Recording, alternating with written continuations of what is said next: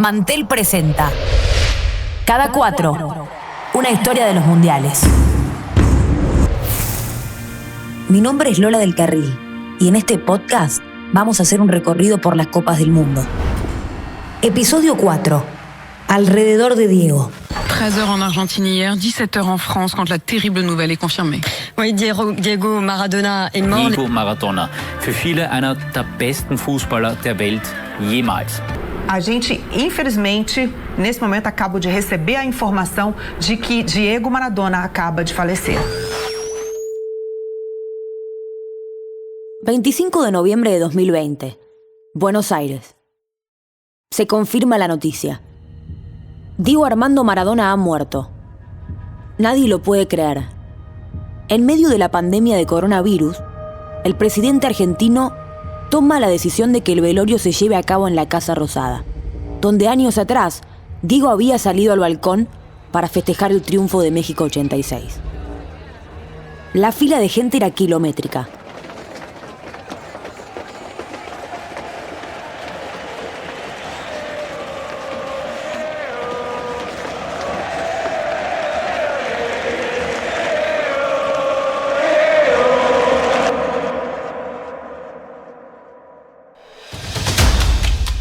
Todos los mundiales tienen sus figuras. Leyendas de la Copa del Mundo. Y Diego Armando Maradona es claramente una de ellas. Se lo tiene Maradona, lo marcan dos, pisa la pelota Maradona, arranca por la derecha. ¡Argentina Maradona! ¡Abro los brazos! ¡Quiero abrazarte! ¡Quiero decirte grande Diego! ¡Único Armando Maradona! Esta época tendrá a Diego como capitán. Empezamos en Argentina en 1978, el que Diego no jugó. Soy Omar La Rosa, soy exfutbolista profesional y fui campeón del mundo con la selección argentina en 1978. Él ya se mostraba todo lo que sabía, la habilidad que tenía, la técnica, era malabarista con la pelota. Pero todavía su mente no estaba desarrollada o no tenía la seguridad total, porque él no hacía la diferencia en los entrenamientos. Jugaba bien, como todos, pero no hacía la diferencia, es decir, agarro la pelota, me meteo a 4 y hago gol. No, Diego no tenía eso todavía, que lo desplegó después de jugar el Mundialito en Japón. Ahí él ya creció mentalmente, quizá se sintió mucho más seguro y me acuerdo que hizo una gira en el 79 muy buena con la selección mayor. Y ahí ya fue Diego. El Mundial Juvenil se había inaugurado 2 años antes en Túnez, África, donde ganó la Unión Soviética. Eran una novedad en ese momento, un escenario donde brillaban los jugadores del futuro. Sin embargo, intercepta Escudero y la oportunidad es En Japón, Argentina tenía un gran equipo. Se destacaban Ramón Díaz, Juan Barbas y Gabriel Calderón. Dispara tratando de darle curva, evitando la barrera y el balón va hacia la red. Un gol espectacular de Diego Maradona. De hecho, este es el nivel de habilidad que se vio tan a menudo en este torneo y es la razón por la cual Maradona es llamado el nuevo Pelé. Ese es el calibre de juego que lo señala como una de las estrellas más brillantes del fútbol. El equipo de Diego ganó el primer título. Todo termina. El marcador final, 3-1. Argentina ha ganado el segundo campeonato mundial juvenil de la FIFA por la Copa Coca-Cola. Solamente un año después de haber ganado la Copa Mundial. Los porteños salieron a las calles de Buenos Aires a festejar. Rodeaban la Casa Rosada, sede del poder político argentino, el mismo día en que la Comisión Interamericana de Derechos Humanos recibía las denuncias por los crímenes del gobierno militar de Videla. Los que tras los pasos de sus mayores conforman la selección del porvenir, constituyó otra fiesta popular que se prolongó hasta la noche. En la sede del gobierno, el propio presidente de la nación, teniente general Videla, les dio la bienvenida oficial en nombre de todos, sabiendo que en ellos se miraban muchos jóvenes argentinos. Los distintos regímenes de facto en Sudamérica se apoyaban cada vez más en el fútbol y en su poder de distracción. Brasil veía asomar al jugador Sócrates, que a través de consignas en la camiseta de Corinthians pedía elecciones directas en plena dictadura militar brasileña. La democracia corintiana era la voz del fútbol y del deporte brasileño en una lucha por democratizar al país. ¿Y qué significa esto? En sí, una de las banderas principales del movimiento fue luchar por la devolución del derecho al voto para la presidencia, lo que no ocurría en Brasil desde 1960. La Junta Militar Uruguaya obligó a Juan Eduardo Hochberg a hacerse cargo de la dirección técnica de la selección contra su voluntad para las eliminatorias al Mundial 78. Le dijeron que si no aceptaba, no podían garantizar la seguridad de su hijo, estudiante de la universidad. En los últimos días de 1980, Uruguay organizó el Mundialito, también conocido como Copa de Oro de Campeones Mundiales. Un campeonato de 6 equipos que se jugó por esa única vez. Y en más de un aspecto fue espejo de aquel primer mundial del cemento fresco de 1930. Inglaterra, otra vez, se negó a atravesar el Atlántico. En su lugar, ingresó Países Bajos. Uruguay, te queremos ver campeón. El título fue de Uruguay, que lo ganó en un 2-1 ante Brasil. Venancio, Venancio, Venancio, Venancio te nombra el país, lo gritan desde tu Artigas, lo cantan en Victoria en Florida y Montevideo es una fiesta alrededor de televisores y aquí en este estadio centenario de Montevideo que te saluda Venancio, Venancio, Venancio. Nos cuenta el mismo Venancio Ramos, una pieza clave de aquella celeste. Viví la Copa de Oro de una manera muy especial por haber integrado esa selección que ganó tan distinguido torneo, donde la idea principal era reunir a todos los campeones del mundo hasta ese entonces aquí en Montevideo. Yo me quedo con haber participado, representado a Uruguay y haber dado una alegría inmensa a un pueblo uruguayo que necesitaba esbozar su alegría, contagiar a su gente, festejar desde su casa, salir a la calle, tal vez visualizando la democracia que tanto lo festejamos hoy en día. El país que recibe al mundo del fútbol con flores, con cánticos y con un sol en el atardecer de Barcelona. Declaro abierto el 12º Campeonato del Mundo de Fútbol 1982. España 82. Habían pasado solamente 7 años del fin de un periodo muy oscuro. Tras casi 40 años del régimen dictatorial de Francisco Franco, el país empieza a levantar la cabeza.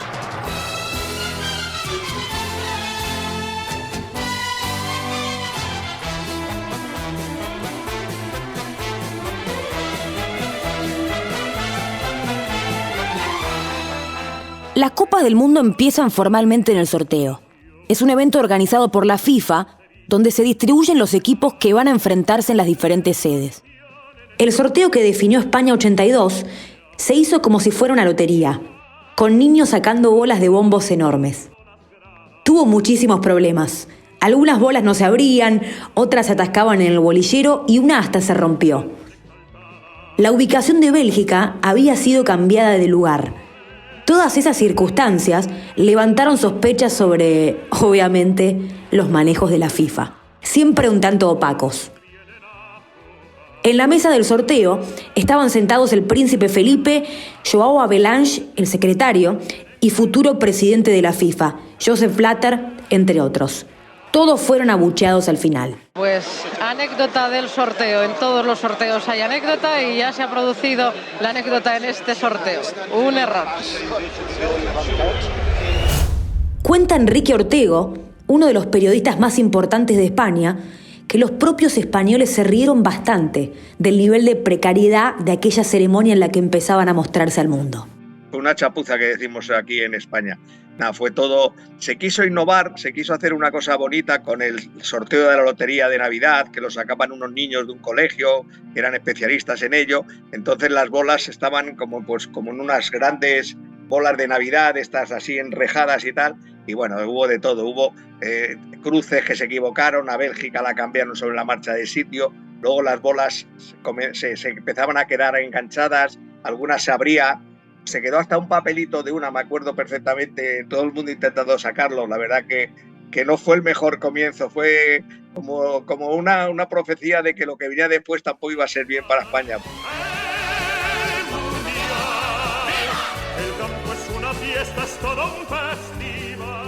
Argentina llegaba a defender su título en plena guerra con Inglaterra por las Islas Malvinas.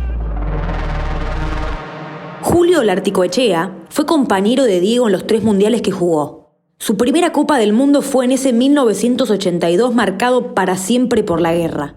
Era muy duro para nosotros que Argentina en plena guerra con Inglaterra por Malvinas, nosotros estuviésemos en un mundial. Pero lo que sentíamos es que de la mejor manera que podíamos ayudar y dar una alegría es tratar de llegar a las finales. Lamentablemente no lo pudimos. Y también, aparte de eso, nos enteramos de toda la realidad. En los diarios de España salía la realidad. Es importante escuchar la voz de Luis Escobedo, exjugador profesional y al mismo tiempo veterano de la Guerra de Malvinas. Durante muchos años, y más cuando volví de la guerra, siempre tuve la idea de que la selección argentina en el 82 no tendría que haber participado. Por la gran importancia que es el fútbol a nivel mundial, siempre voy a estar y sigo pensando que fue una locura de que hayan participado en ese mundial, aún hasta el día de hoy. La rendición argentina en Malvinas llegó un día después de la sorpresiva derrota en el partido inaugural ante Bélgica. El conflicto genera una curiosa historia periodística. Juan Carlos Morales, entonces relator de Radio Rivadavia, recibió una orden de los directivos. No había que nombrar a Inglaterra durante el relato del partido entre alemanes e ingleses. Y el público está silbando la actitud del adversario de Alemania de jugar hacia atrás la pelota. Drender avanza por la banda derecha, molestado por el número 15, arranca Batzel para el adversario de Alemania frente a Rummenigge. Y el árbitro cobra a favor del equipo que está jugando en ataque en esta situación. Este mundial tiene más participantes que las versiones anteriores. Joao Havelange recibió el apoyo de países asiáticos y africanos para llegar a la presidencia de la FIFA a cambio de lugares en la Copa del Mundo. Sería la primera vez en la historia que la Copa del Mundo contaba con seleccionados de los 5 continentes. España 82 trajo equipos debutantes que dejaron perlas para el recuerdo. El debut de El Salvador en España 82 quedó para la historia como la máxima goleada en una Copa del Mundo. Hungría lo sentenció con un 10-1, una marca que hoy sigue vigente y que recuerda muy bien el mismísimo Mauricio Rodríguez. El equipo nuestro no era para que le metieran 10. Era un buen equipo, era una generación de buenos jugadores. Por cierto, Hungría llevaba a Fazekas, que jugó en el 68 en los Juegos Olímpicos contra nosotros, y ahí nos hizo un gol, y entró un ratito y nos metió un gol. Pero también son de aquellos partidos que hay que cambiar los 11, meterlos en una bolsa con hielo y sacarlos para cambiar las cosas. Esa generación de jugadores que para mí fue una de las mejores, son dignos de admirar a pesar de lo que les pasó. En un contexto de grandes equipos, en la segunda ronda, 3 históricos como Italia, Brasil y Argentina pelearon por un solo lugar en las semifinales. La Zurra, de la mano de su nuevo héroe Paolo Rossi, se quedaron con ese lugar tras ganar los 2 partidos para encaminarse a su tercer título mundial. Italia despachó a Alemania con un 3-1 en la final en el Bernabéu y le bajó la cortina al Mundial de Naranjito, la redonda y jugosa mascota de España 82. El mundo empezó a prepararse para Colombia 86. El Mundial 86 había sido asignado al único país de Sudamérica con salida a 2 mares. Pero nunca logró encaminar ese proyecto ni siquiera dentro del propio gobierno. En octubre de 1982, el presidente Belisario Betancur le habló al mundo. El Mundial de Fútbol de 1986 no se hará en Colombia. En este caso, no se cumplió la regla de oro. consistente en que el Mundial debería servir a Colombia y no Colombia al servicio de la multinacional del Mundial. Aquí tenemos muchas otras cosas que hacer y no hay ni siquiera tiempo para atender las extravagancias de la FIFA y de sus socios. Y García Márquez nos compensa totalmente lo que perdamos de vitrina con el Mundial de Fútbol. Ante la primera y hasta el momento única renuncia a organizar un mundial, la FIFA salió a buscar un reemplazo en América. México lo había organizado hacía muy poco, en el 70, pero contaba con todas las condiciones, además del apoyo de un monstruo mediático como la cadena Televisa. Su elección quedó confirmada. Pero el camino hasta la nueva Copa del Mundo se tiñó de tragedia cuando en 1985, menos de un año antes del puntapié inicial, un terremoto destruyó gran parte de la capital mexicana. El número de víctimas fatales varía según la fuente, entre 4.000 y 10.000 personas. Tenemos más información. Las autoridades de la ciudad piden calma a la ciudadanía. Como se ha informado, el Hotel Principado, que está frente al Monumento a la Revolución, y el Hotel de Carlos, se derrumbaron. Hay gente en azotea que continúa atrapada. 3 edificios en la calle de Schultz, igual en la calle de Edison, donde cientos de gente continúan atrapados. ¿Se podría hacer allí un mundial 8 meses después? Las voces eran variadas y los recursos limitados.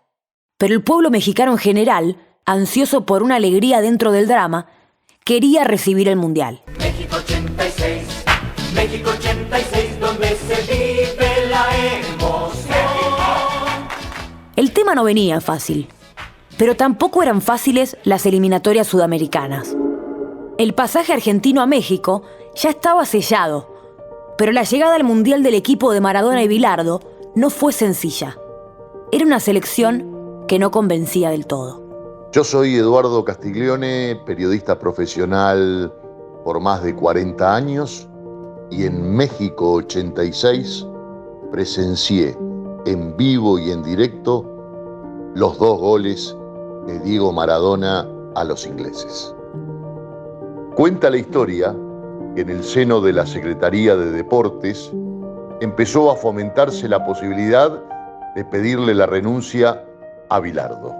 El equipo no jugaba bien, estaba metido en una inestabilidad que no sabía cómo manejarla, y entonces un grupo de periodistas comenzó a cobijar la idea de que Menotti volviera a la selección en lugar de Bilardo. Enterado Julio Humberto Grondona, el presidente de la AFA, de esta posibilidad, hizo que fuera directamente a hablar con el presidente de la Nación, Raúl Ricardo Alfonsín, para plantearle con absoluta firmeza que si el Estado intervenía en la conducción de la selección argentina, él lo denunciaría a la FIFA y por ese motivo la Argentina sería excluida del Mundial de 1986. Una vez que el equipo se instaló en México, con bastante anticipación para enfrentar la Copa del Mundo, la historia empezó a cambiar. Lo que Jorge Valdano, jugador de esa selección y un verdadero intelectual del fútbol, calificó años más tarde como la mayor transformación deportiva de un equipo en la historia. Bueno, en el 86 todos sabemos que llegamos mal futbolísticamente, con Bilardo muy vapuleado por gran parte del periodismo, y después, estando en la concentración en América, tuvimos un par de charlas muy buenas que fortalecieron al grupo, detalles no pequeños sino grandes, sacarse los egos, por ejemplo, hablarse las cosas de frente, y de esa manera se hizo un grupo mentalmente muy fuerte, físicamente muy fuerte, estábamos todos muy bien, Diego que brillaba, y detrás de Diego todos acompañamos. La lista de grandes figuras que iba en búsqueda de la corona del mejor del mundo era larga. El alemán Rummenigge, el inglés Lineker, el francés Michel Platini, los daneses Larsen y Laudrup, el brasilero Sócrates, y la lista seguía y seguía. Pero de a poco, con el correr de los días, el nombre de Maradona empezó a asomar claramente por encima de todos ellos. Para Diego el Mundial 86 fue la revancha del 82, donde estando también físicamente muy bien, también con un gran plantel que había, no se pudo en el 82, entonces él sabía que la revancha era el 86. Se preparó de la mejor manera, como nos preparamos todos, y ahí agarramos confianza todos y nos potenciamos con él como estandarte, Diego, obviamente. Así es, amigos, 13ª edición Copa del Mundo, México 86, Estadio Azteca, Ciudad de México, 115,000 personas, Italia, Bulgaria es el partido inaugural. Señoras y señores, llega el momento en que desfilan los 24 equipos participantes. Se iniciará el desfile con la bandera de la FIFA, escoltada por cadetes del heroico Colegio Militar y de la heroica Escuela Naval Militar. El desfile será acompañado con la marcha del Mundial, donde se van hilvanando temas de nuestro folclore. Empieza México 86, el mundial más importante en el corazón de todo fanático de Diego Armando Maradona. El mundial dejó grandes historias: el 6-1 de Dinamarca sobre Uruguay, el sufrimiento de Alemania para eliminar a una sorprendente Marruecos y el extraordinario partido que jugaron Francia y Brasil en cuartos, que terminó con el aún recordado grito del autor del tiro ganador, Luis Fernández, un francés de origen español. Pero nada podrá superar a el partido de esa Copa. Argentina contra Inglaterra, buscando un lugar en las semifinales. La rivalidad entre los dos seleccionados es histórica y está llena de capítulos memorables. Soy Andrés Burgo, periodista y escritor, entre otros libros, de El Partido, Argentina-Inglaterra, en México 1986. Ese Argentina-Inglaterra del 86, yo creo que está entre los 3-4 partidos más simbólicos de la historia del fútbol mundial. Un primer gol, todo lo polémico que puede ser; un segundo gol, todo lo espectacular que puede ser. Son dos goles con nombres propios, algo que no suele pasar. Los goles no tienen nombre. Uno es la mano de Dios, el otro es el barrilete cósmico. Tiene el relato de Víctor Hugo Morales, por supuesto. Tiene las heridas de una guerra muy reciente. O sea, todas esas partículas contaminadas estaban en el Estadio Azteca. Hay peleas entre los barras argentinos y los hooligans ingleses. Y en un contexto extraordinario, ¿no? Los cuartos de final de un mundial de fútbol. Maradona turns like a little eel and comes away from trouble. Little squat man comes inside Butcher, leads him for dead. Outside Fennick leads him for dead and puts the ball away. And that is why Maradona is the greatest player in the world. He buried the English defence. He picked up that ball 40 yards out. First he left one man for dead, first he went past Saxon.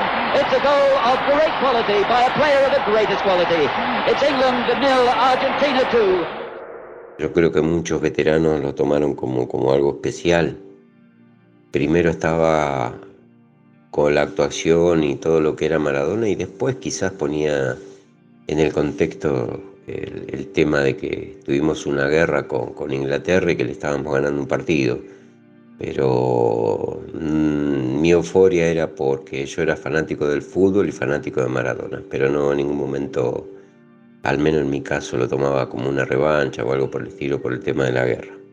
Después de Inglaterra, Argentina se encaminó al título, coronado con el gol de Burruchaga en la final y a la consagración definitiva de Maradona como un ícono del fútbol mundial y el ídolo máximo de todo un país que lo empezó a ubicar en el lugar de trascendencia que iba mucho más allá del fútbol. Hay mojones de lo realizado por Diego, el primer partido muy golpeado por los coreanos, ese gol a Bélgica donde lo usa, le promete todo el tiempo a Cuchufo que le va a devolver una pared y después le cruza el zurdazo a Jean-Marie Pfaff. Ni hablar de los goles, de la mano, de Dios, y el otro que es imparable, nunca lo podían contener los ingleses en el 2-0, hasta el pase final, la última pincelada con la asistencia para Jorge Burruchaga y el 3-2 a Alemania.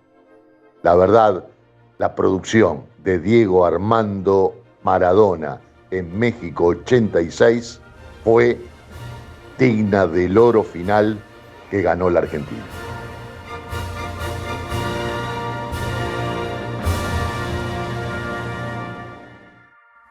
Termina con broche de oro uno de los mundiales más dinámicos, de mejor juego y recordado por millones. Pero vamos ahora a otra tierra, con muchos antecedentes en el fútbol, en una Europa que a nivel deportivo se estaba fortaleciendo con la llegada de cada vez más jugadores extranjeros. El segundo mundial en la península, Italia 90.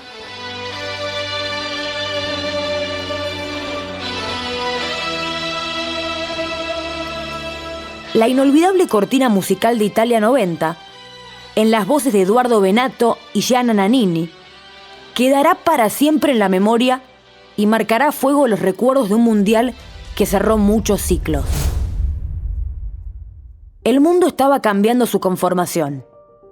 La caída del muro de Berlín en noviembre de 1989 daba por terminada una época que ponía por última vez en una Copa Internacional a selecciones como Yugoslavia, la Unión Soviética o Checoslovaquia, que en poco tiempo comenzarán a desmembrarse.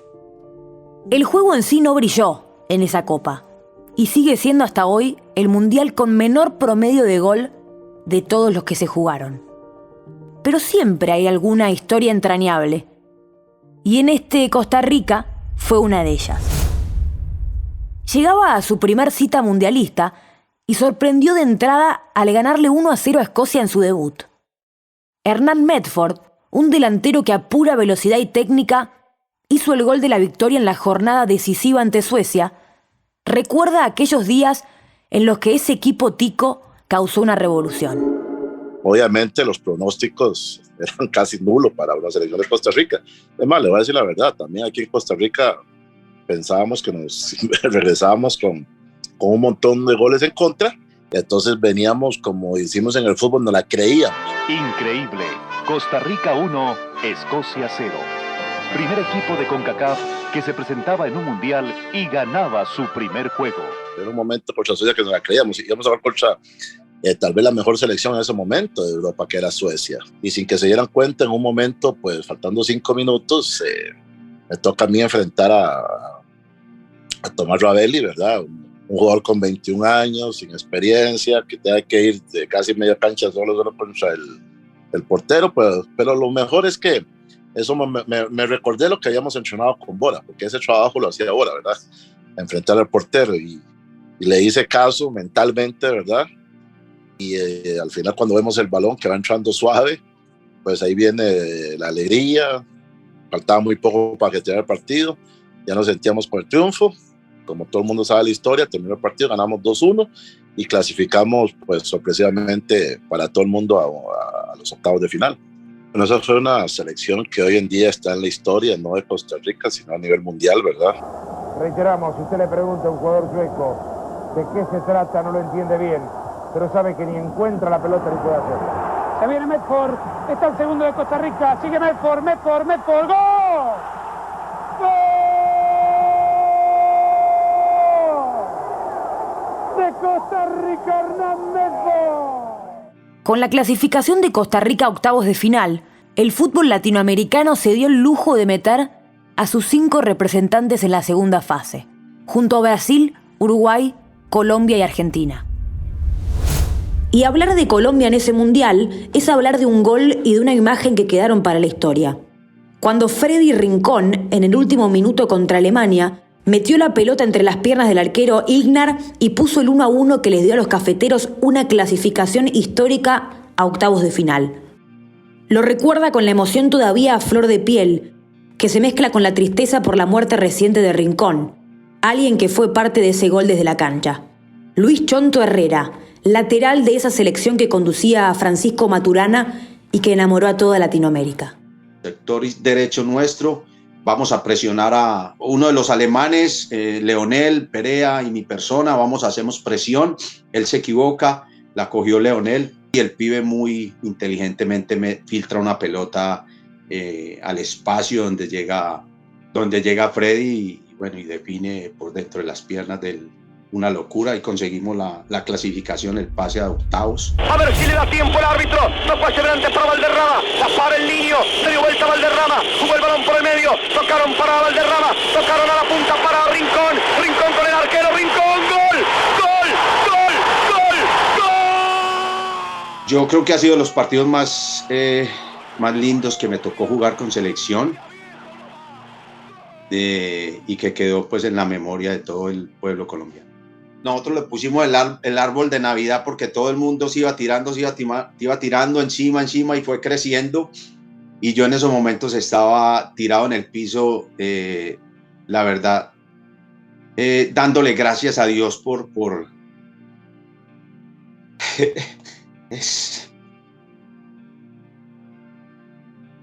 es que me acuerdo de la muerte de Freddy Rincón, de Freddy, entonces nos da duro, ¿no? Muy bien, viene Colombia, Dios mío, Colombia. Fue una alegría muy grande en esos momentos, porque Colombia en esos momentos pues era uno de los representantes de Sudamérica que pasaba a octavos y era muy importante para el fútbol suramericano. Entonces yo creo que la alegría se vivió en todo Sudamérica.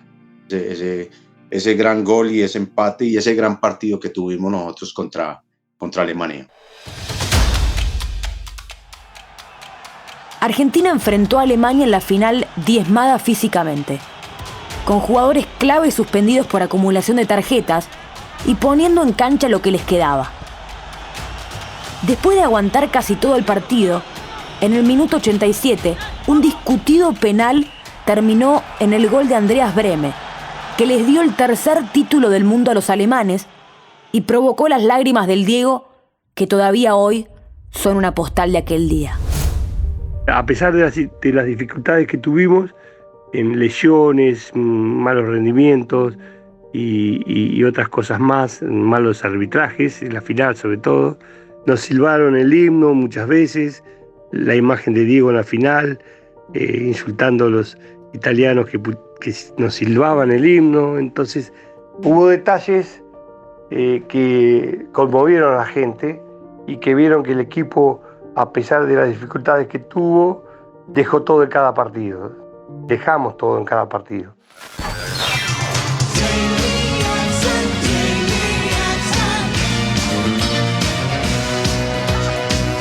Espectáculo típicamente americano el que nos han prometido para esta ceremonia de inauguración. Continúa cantando Diana Ross, que es la primera artista que interviene.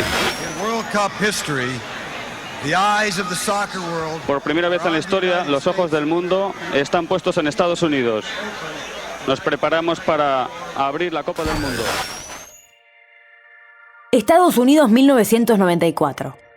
La mascota del torneo, un perro. La cantante Diana Ross abre la copa, pateando un penal sin arquero y errándole asombrosamente al arco en la ceremonia inaugural. El fútbol en Estados Unidos, se podría decir, era un deporte que no estaba entre sus éxitos deportivos, pero donde el negocio resultaba rentable, algo que se sostiene hasta el día de hoy. Y la FIFA no iba a dejar pasar la oportunidad de hacer pie en la meca de los negocios. El Mundial sería en la tierra de la Coca-Cola y de Henry Kissinger, así que allí pusieron el foco todos. Algunos con más ilusión que otros.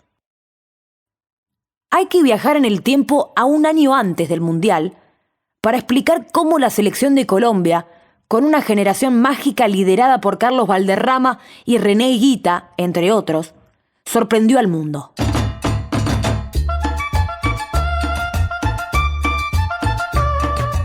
En las eliminatorias para el Mundial, brindó una clase magistral de buen juego y dio el máximo golpe de la historia de su fútbol al ganarle 5-0 a Argentina en las eliminatorias del Estadio Monumental, para conseguir su pase a la Copa del Mundo de 1994 y mandar al equipo del técnico Coco Basile a pelear un lugar en el repechaje ante Australia.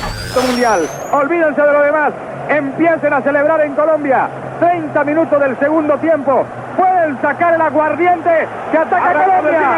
El tiro, vamos al cuarto, el tiro, increíble, increíble, increíble. ¡Gol!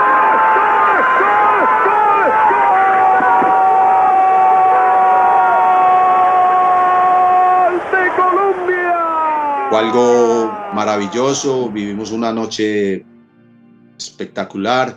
No, la verdad nunca pensábamos que el partido se iba a presentar de esa manera. Sabíamos de lo que era Argentina, el gran equipo, de la gran selección que tenía Argentina, pero que nosotros sabíamos que si aguantábamos y si podíamos tener la pelota y podíamos hacerle daño haciéndole un gol, se le iba a complicar a la selección argentina, y al final fue algo espectacular, maravilloso, ante 80.000 almas. No sé, había un lunar pequeñito de colombianos que eran, no sé, 100, 200, pero después ya al final muestran a Diego aplaudiendo y a todos los hinchas argentinos aplaudiendo y reconociendo de que Colombia había sido superior a Argentina en esos momentos y que habíamos ganado bien, porque hicimos un gran partido. Mientras el fútbol colombiano surfeaba la ola de la ilusión, el argentino entraba en crisis. La revista El Gráfico tituló Vergüenza, en amarillo, sobre un fondo completamente negro.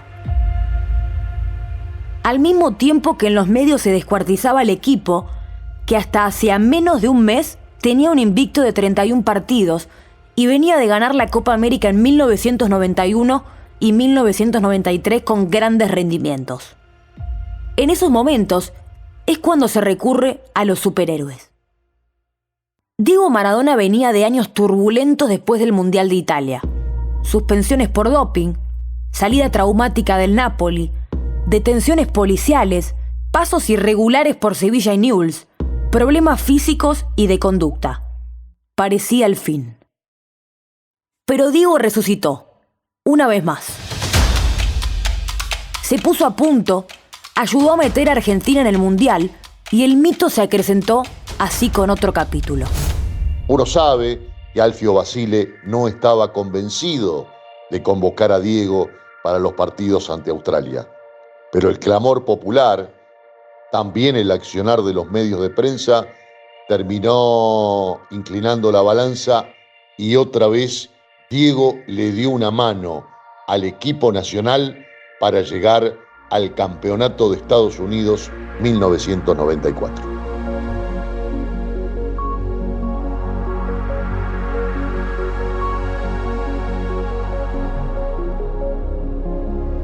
La de Colombia no fue la única generación dorada del fútbol sudamericano en las eliminatorias. Bolivia le sumó a la ya mítica Altura de La Paz un plantel con grandes jugadores como el Diablo Echeverri. Argentina se entusiasmó de nuevo con Diego en el equipo. Y Colombia, después del entusiasmo inusitado por la goleada en cancha de River, sumó a otros buenos resultados en partidos amistosos. Llegaron a Estados Unidos con la confianza por las nubes, hasta que chocaron con la eliminación en primera ronda. Quedaron cuartos en una zona con Estados Unidos, Rumania y Suiza. Una desazón directamente proporcional a las desmesuradas expectativas que se habían creado. Desafortunadamente en Colombia pienso que parte del periodismo se creía que Colombia iba a pelear el título, y parte también del pueblo colombiano pensó de que nosotros podíamos ser campeones del mundo. Pensábamos en que podíamos hacer una mejor actuación y un mejor papel que el que hicimos en Italia 90.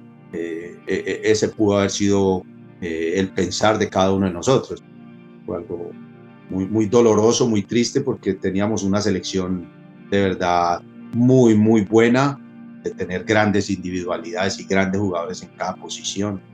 No nos alcanzó, y lo más triste es que en Colombia dicen que nosotros nos vendimos o que recibimos dinero, que nos dejamos ganar.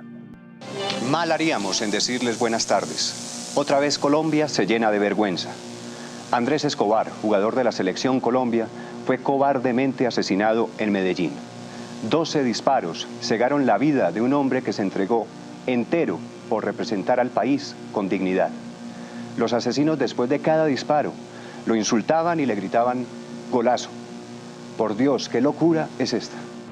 El flaco salió en una ocasión, salió ese día y gente loca, descarriada, que él entró a un sitio y empezaron a molestarlo, y el flaco era de esos jugadores que era muy serio, muy callado, no decía absolutamente nada, y no sé si en ese momento él le dijo algo a las personas que le estaban hablando ahí en el sitio donde él estaba, y bueno, él salió, se despidió, salió, y llegó un tipo y le disparó así a quemarropa, ¿no?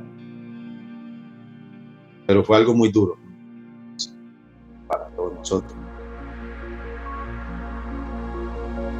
La ilusión argentina empezó a crecer con la goleada ante Grecia, con el último gol de Diego en Mundiales y aquel grito descontrolado ante la cámara.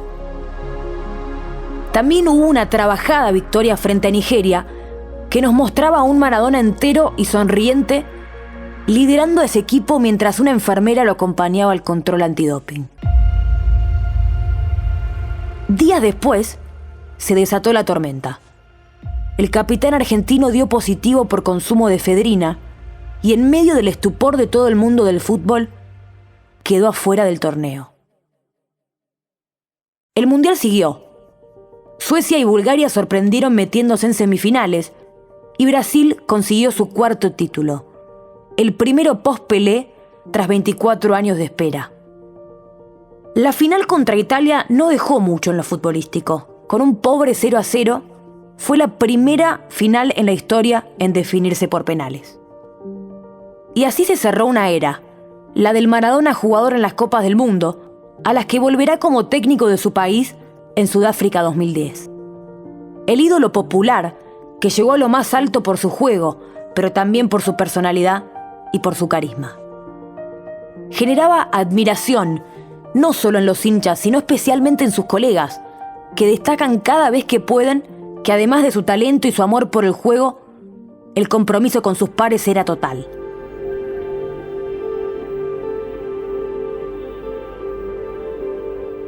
Se entiende entonces la enorme tristeza argentina y ese día oscuro en Buenos Aires. Diego se murió, pero volvió a nacer, una vez más, como un mito eterno.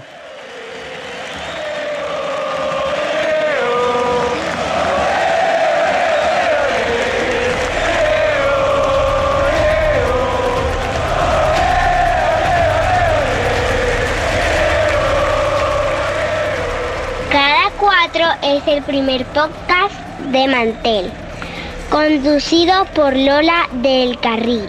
Producción ejecutiva de Andreina Jimi y Federico Novi. Producción periodística Federico Kotlar. El guión lo escribió Gustavo Carucha de Chtiar. El diseño sonoro lo hicieron Federico Schuchman, Ariel Schuchman y Gonzalo Messi de Estudio Red.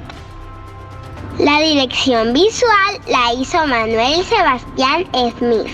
Asesoramiento legal de Félix Elú.